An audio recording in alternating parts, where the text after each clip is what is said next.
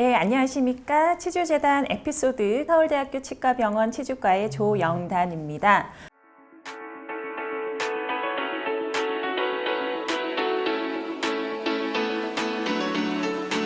우리 이제 예방적 항생제에 대해서 한번 알아보겠는데요.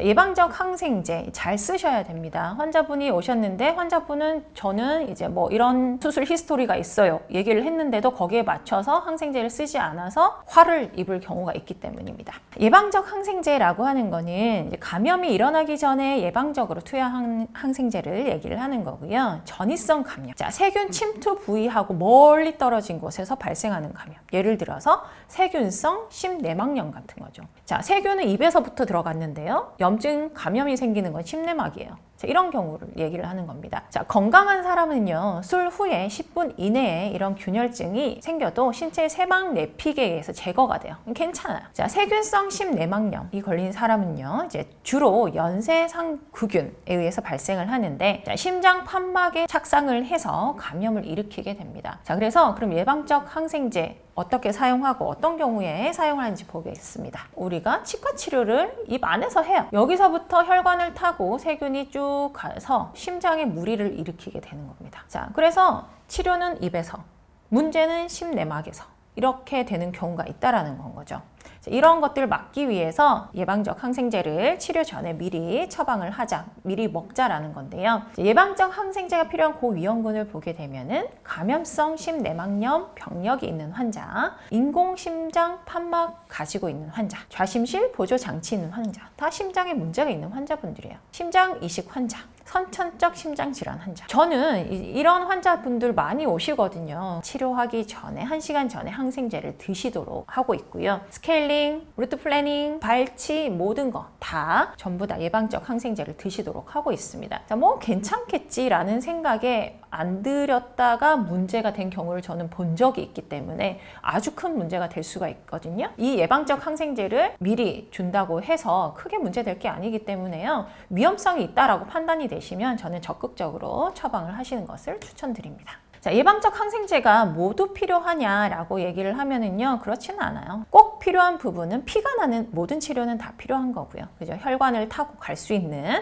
모든 그런 치료들은 예방적 항생제가 필요한데 불필요한 경우는 피가 나지 않는 경우들이죠. 자, 근데 치은 연상 치태 제거술이라고 하는 거에 대해서도 치주 염증, 치은 염이 좀 심하신 분들은 조금만 건드려도 피가 날 수가 있거든요. 그래서 염증이 심하신 분들이라고 하면은 예방적 항생제 처방을 해주셔도 됩니다. 자, 예방적 항생제 사용을 보게 되면은요, 첫 번째 아목시실린 많이 사용하죠. 경구 복용으로 할 수 있는 성인 2.0g이 되겠고요. 소화는 체중에 따라서 이제 킬로그램당 50mg을 처방을 해주시면 됩니다. 아목시실린에 대해서, 즉 페니실린에 대해서 알러지가 있으면은요, 세팔렉신, 아지스로마이신, 독시사이클린으로 대체를 해서 사용을 해주시면 되겠습니다. 예전에는 2021년 전에는요, 클린다마이신을 아목시실린 대용으로 알러지가 있으면은 많이 썼는데 마이신이잖아요, 그죠? 근데 2021년에 이게 제거가 됐더라고요. 없어졌어요. 자, 이 클린다마이신을 사용을 한 경우에는 이 C. difficile이라고 하는 이 세균을 뭔가 컨트롤할 수가 없대요. 그렇기 때문에 클린다마이신이 AHA라고 하는 미국 심장학회에서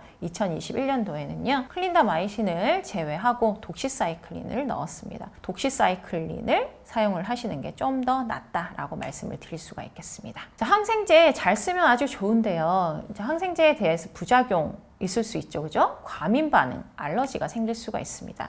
자, 약물의 이상 반응에 여러 가지가 있는데요. 자, 약물 의약품을 이제 정상적으로 투여를 했는데 약물에 의해서 발생하는 유해하고 내가 의도하지 않은 모든 반응을 약물 이상 반응이라고 얘기를 합니다. 자, 약물의 과민 반응은요, 예측 불가능해요. 예측할 수 없어요. 내가 이걸 줬을 때 알러지가 생긴다 아닌다 잘 모르겠어요. 약물 자체 특성으로 설명되지 않고요. 복용 용량과 비례하지 않습니다. 자, 근데 이런 경우에 있어서도요, 어떤 때는 알러지가 생겼다, 또 어떤 때는 알러지가 안 생기고 이런 경우가 있기 때문에 사실 잘 모르겠어요. 알러지 테스트를 해도 잘 나오지 않는 경우가 있어요. 그래서 우리가 약을 우선 한번 줬는데 뭔가 알러지 알러지가 생겼다라고 했을 때는 그 약을 중단을 하실 걸 말씀을 드려야 되고, 이런 알러지가 생겼을 때 바로바로 조치를 취할 수 있는 모든 것을 갖추고 있어야 됩니다. 자, 약물 과민 반응에는요, 즉시 나타나는 즉시형과 이제 좀 더 딜레이 돼서 나타나는 지연형이 있어요. 약이 들어갔는데 바로 나타나는 경우는 즉시형이겠죠. 보통 두드러기, 가려움, 뭐 이런 호흡 곤란, 뭐 배 아픔, 뭐 이런 것들이 있고요. 지연형은요, 약물 복용하고 1, 2주 이후에 나타날 수도 있고요. 이런 것들은 뭐 열이 날 수도 있고, 피부가 뭐 문제가 생길 수도 있고, 수포가 발생을 할 수도 있고 그래요. 자, 약물 과민 반응 치료법은 이제 피부 점막 증상에 있어서 아주 경미하면은요, 항히스타민제를 투여를 하고요. 심한 경우에는 에피네프린을 투여를 합니다. 자, 호흡계 증상이 있을 때는 에피네프린을 1대 1000을 이제 IM을 하라고 되어 있는데요. 치과에 에피네프린을 구비를 하고 있는 경우가 있을 수도 있고 없을 수도 있잖아요. 그래서 예전에 제가 학교 다닐 때는 이 마취과 교수님께서 그 얘기를 해주셨어요. 우리가 보통 사용을 하는 이 마취제에 에피네프린이 들어있잖아요. 그죠? 그래서 급한 경우는 마취제를 이제 인젝션을 하는 경우도 있다라고 얘기를 하셨거든요. 자, 그렇지 않은 경우에 이제 보통 이제 미국 가면 이런 것들이 판매를 하는데요. 천식 이런 거 갖고 있는 환자분들이 갖고 다니면서 인젝션을 하는 이런 응급 상황에 쓴 에피네프린이에요. 자, 그래서 이런 것들을 이제 하나씩 구매를 해서 병원에 갖고 계시는 것도 저는 괜찮다라고 생각을 하고 있습니다. 갑자기 환자가 뭔가 이제 쇼크가 발생을 했다거나 이럴 때 에피네프린이 필요한 이런 상황에 있어서는 이런 것들을 사용하는 게 좋겠고요. 자, 순환계 증상이 있을 때, 자, 쇼크가 일어나면은 스파인 포지션, 기도 확보, 에피네프린 주사, 수액 이런 것들은 기본이죠. 약물 과민 반응이 있을 때는 이런 식으로 치료를 하시면 되겠습니다.